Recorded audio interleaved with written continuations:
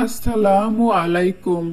যে 10 কারণে 99% নারীরা জাহান্নামে যাবে। নবী করিম সাল্লাল্লাহু আলাইহি সাল্লাম ইরশাদ করেছেন, 99 নারীর মধ্যে একজন নারী শুধু জান্নাতে যাবে আর বাকি সবাই জাহান্নামে যাবে। এই হাদিসের আলোকে যা আলোচনা করা হলো তা নারীদের জন্য খুবই জরুরি। আশা করি সব নারী উক্ত বিষয়গুলো গুরুত্বের সঙ্গে গ্রহণ করবেন। আল্লাহ আমাদের সৎ পথে চলার তৌফিক দান করুন, আমিন। নম্বর 1, বেপর্দা নারী।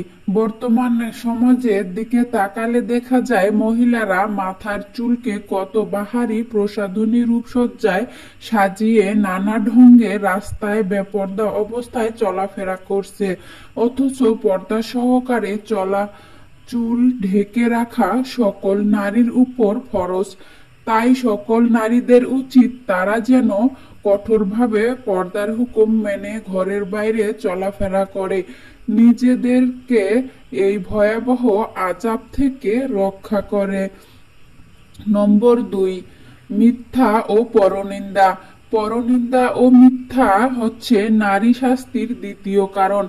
মুখাকৃতি শূকর এবং শরীরের বাকি অংশ গাধার ন্যায় রূপান্তরিত আর অসংখ্য সাপবিচ্ছু বেষ্টিত অবস্থায় শাস্তি ভোগকারিণী মহিলার কারণ বর্ণনা করতে গিয়ে রাসূল সাল্লাল্লাহু আলাইহি সাল্লাম বলেন, এ মহিলা পরনিন্দা ও মিথ্যা বলতে অভ্যস্ত ছিল।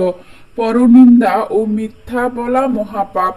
পবিত্র কুরআনে পরনিন্দা মৃত ভাইয়ের গোশত খাওয়ার সাথে তুলনা করা হয়েছে। অতএব সকলকে মিথ্যা, পরনিন্দা ও চগলখুরি থেকে বাঁচা আবশ্যকীয়।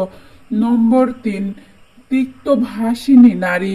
যে সকল মহিলাদেরকে স্বীয় জিহ্বা দ্বারা ঝুলন্ত অবস্থায় জাহান্নামের শাস্তি ভোগ করতে দেখা গেছে, তাদের ওই শাস্তির কারণ হলো তারা কথাবার্তায় স্বামীকে কষ্ট দিত, তাদের জবান থেকে শাশুড়ি, আত্মীয় স্বজন, এমনকি প্রতিবেশী পর্যন্ত নিরাপদ থাকতো না।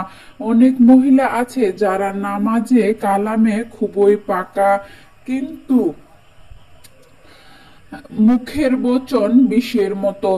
এই শ্রেণীর নারীরা নামাজে পাকাপোক্ত হওয়া সত্ত্বেও কুরুচিপূর্ণ অশ্লীলভাষী হওয়ার কারণে জাহান্নামের কঠিন শাস্তির উপযুক্ত হয়ে যাবে।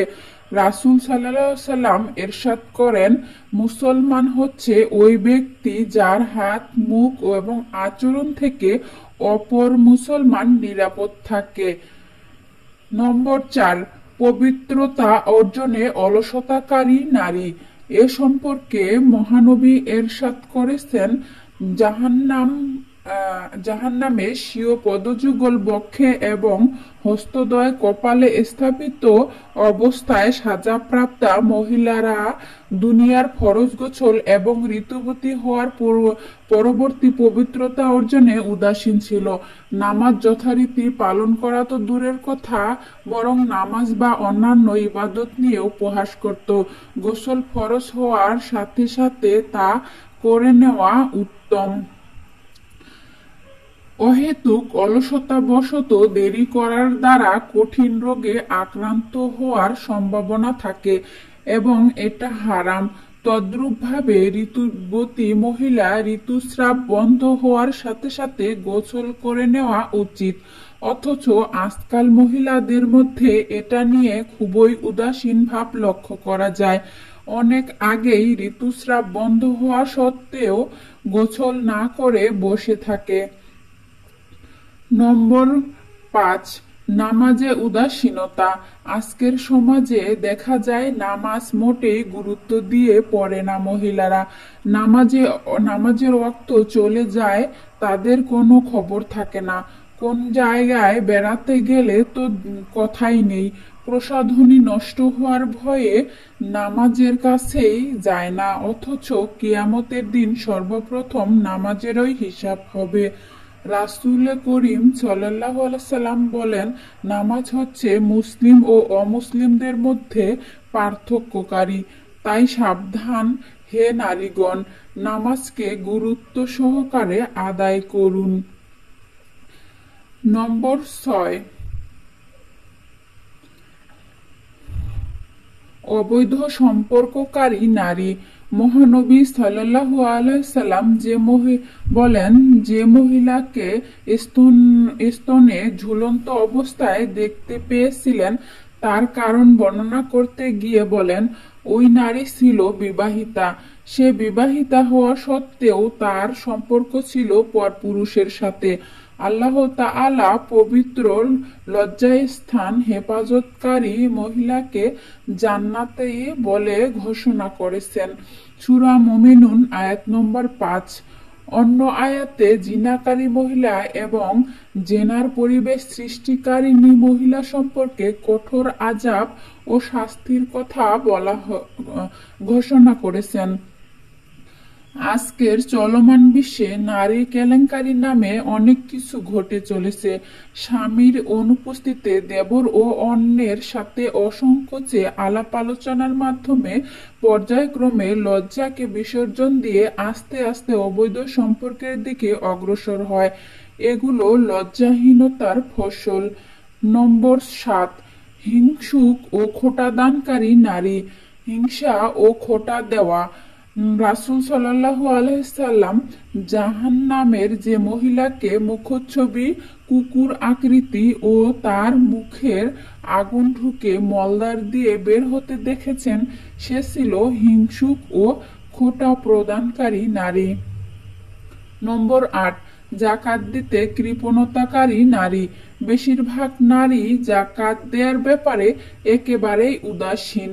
খবর নিয়ে দেখা যায়, একজনের আলমারি ভর্তি স্বর্ণ এবং রূপার গয়না, আর যাকাত দিতে বললেই তারা বলে, আমার নগদ টাকা নেই।